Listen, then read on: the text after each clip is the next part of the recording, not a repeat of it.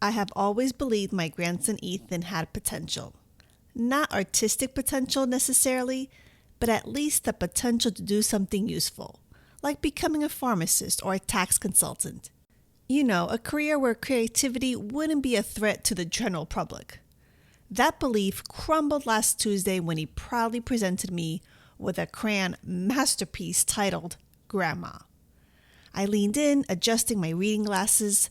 The colors were bright, the confidence was evident, and the overall composition was, well, I was a potato.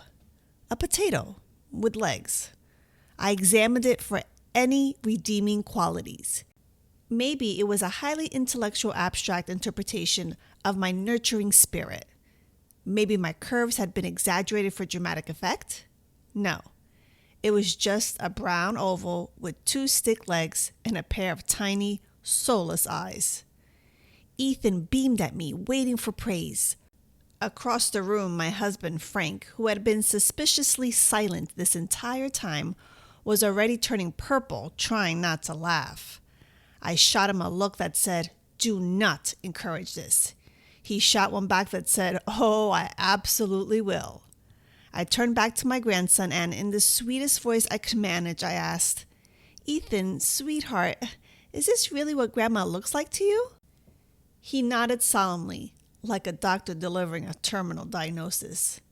"Yeah, Grandma, you're round and kind of brown, and your legs are really little."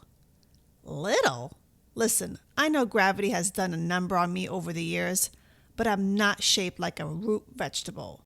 My doctor has never once used the term Yukon Gold adjacent to describe me. Frank was now crying. Useless, completely useless. Ethan, sensing my fragile ego hanging by a thread, patted my hand and whispered, "It's okay, Grandma. You're my favorite potato." That's when I knew. This was my legacy.